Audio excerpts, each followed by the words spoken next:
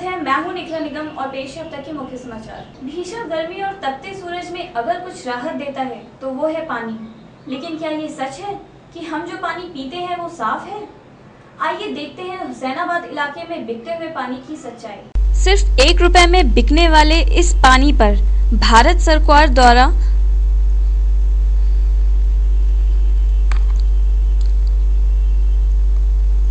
सिर्फ 1 रुपए में बिकने वाले इस पानी पर भारत सरकार द्वारा रोक लगाई गई है, लेकिन यह आसानी से लोगों की पहुंच में है और लोगों को भीषण गर्मी से मजबूर होकर इसे पीना पड़ रहा है। यहाँ तक कि इसको ठंडा करने वाली बर्फ भी अच्छी क्वालिटी की नहीं होती है। इस पानी को पीने से डायरिया, कॉलेरा और भी भयानक बीमारियां पैदा होती हैं। लेकिन लखनऊ प्रशासन का ध्यान इस ओर नहीं है। लखनऊ प्रशासन डायरिया और अनेक प्रकार की बीमारियों के विरुद्ध अभियान तो चला रहा है, लेकिन पैकेट में बिकते इस जहर पर किसी का ध्यान नहीं है। यह स्वरूप सिर्फ हुसैनाबाद का ही नहीं बल्कि पूरे लखनऊ का है। इसलिए सामान्य जनता से अनुरोध है कि घर से पानी साथ लेकर बाहर जाएं और इस पैकेट के जहर का सेवन न करें। लखनऊ की ऐतिहासिक इमारतों में से एक है घंटाघर की घड़ी, जो पिछले कई सालों से बंद है, लेकिन जल्द ही घंटों की आवाज गूंजेगी, यह कहना है हमारे अपर जिलाधिकारी ओपी पाठक जी का। एक रिपोर्ट। घंटाघर की घड़ी जो आज बंद हो चुकी है, इसे पुनः निर्माण का बीड़ा उठाया है हमारे एडीएम साहब ओपी पाठक जी ने। इसके बारे में उनसे थोड़ी सी और जानकारी लेते हैं। मैं मयूरी उत्तर प्राइवेट सर, इस घड़ी को बनवाने के लिए आपने किस कंपनी को टेंडर? इस घड़ी को बनवाने के लिए किसी कंपनी को टेंडर नहीं दिया गया है। 1 जनवरी 2010 को टाइम्स ऑफ इंडिया में एक न्यूज़ आर्टिकल छपा था इस मुद्दे पर। उस न्यूज़ आर्टिकल को पढ़ करके लखनऊ के कुछ प्रबुद्ध लोग जो कि टेक्निकल ग्राउंड के हैं और जिन्हें पुरानी चीज़ों का रेस्टोरेशन करने का शौक है, ऐसे कुछ लोग हम लोगों के संपर्क में आए। जिसमें मिस्टर कैप्टन प्रत्युष चौहान है, जिन्हें पुरानी कारों का बहुत शौक है, नेवी में कैप्टन है। अखिलेश अग्रवाल हैं जो IIT कानपुर से मैकेनिकल इंजीनियरिंग में बीटेक है, और उत्तर प्रदेश लोक निर्माण विभाग के सेवानिवृत्त प्रमुख अभियंता BK सोमकिया। ये 3 लोग हम लोगों के संपर्क में आए। इन लोगों ने घंटाघर का निरीक्षण किया और इन्होंने जो अपनी टेक्निकल और फाइनेंशियल विजिबिलिटी रिपोर्ट दी, उसमें इन लोगों ने ये भरोसा जताया कि इस घड़ी की मरम्मत हो सकती है। क्या आपको लगता है ये घंटाघर की घड़ी जो है वापस अपने मूल रूप में आ पाएगी? संभावना यही है। इस बिंदु को लेकर के थोड़ा सा असमंजस था पिछले 10-11 वर्षों से कि घड़ी की मरम्मत संभव है या नहीं संभव है।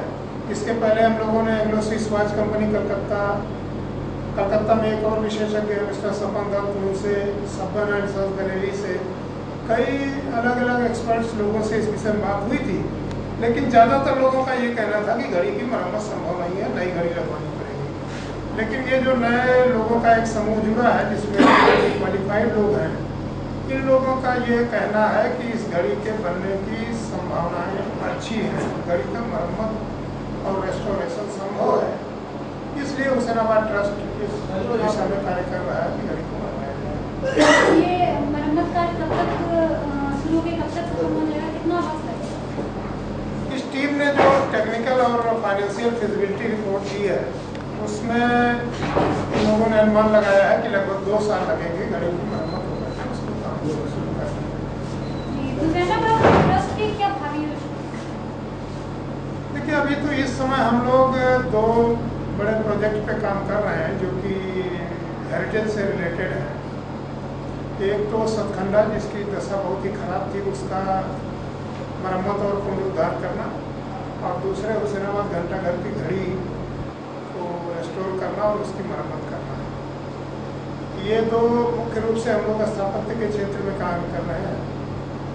और इसके अलावा एक और नई योजना पिछले वर्ष हमने शुरू की थी, बादशाह मोहम्मद अली शाह छात्रवृत्ति योजना, ये भी हुसैनाबाद ट्रस्ट ने शुरू किया, जो कि इस शिक्षा सत्र से जो जुलाई में शुरू होने जा रहा है, इससे लागू।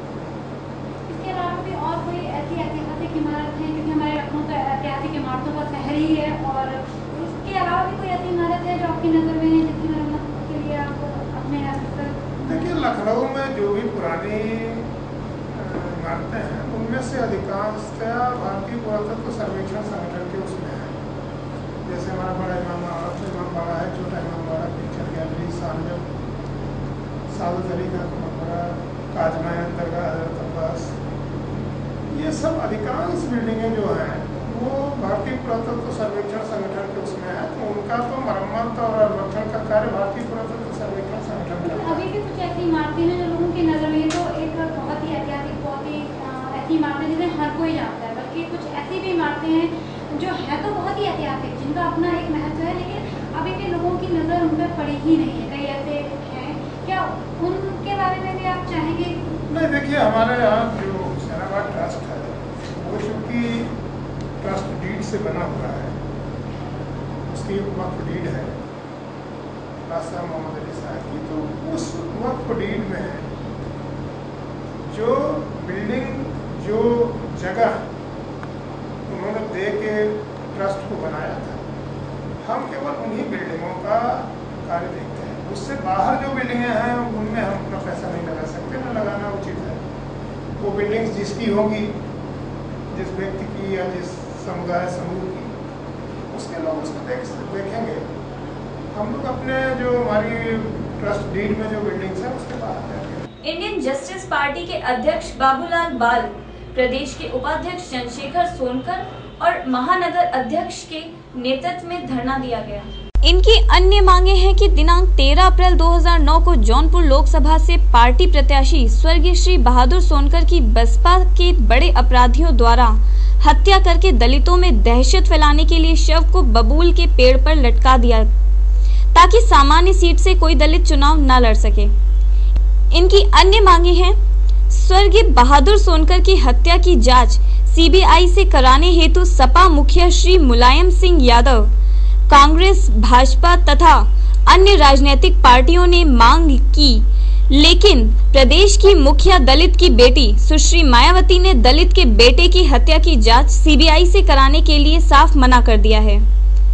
बाबा साहेब डॉक्टर भीमराव अंबेडकर की पवित्र मृत्यु स्थली 26 अलीपुरा रोड, नई दिल्ली को गांधी समाधि की तरह दर्जा दिया जाए और उसका खर्चा केंद्र सरकार द्वारा उठाया जाए। राज्य ललित कला एकेडमी में अखिलेश यादव ने छायाकारों को पुरस्कृत कर उनका प्रोत्साहन बढ़ाया, जहां छायाकारों की प्रदर्शनी का आयोजन किया गया, जिसका उद्घाटन अखिलेश यादव ने किया, जिसमें जन समस्या, अपराध व उत्पीड़न से संबंधित तस्वीरें प्रदर्शित। हमारी वेबसाइट है www.crimenazar.com। नमस्कार।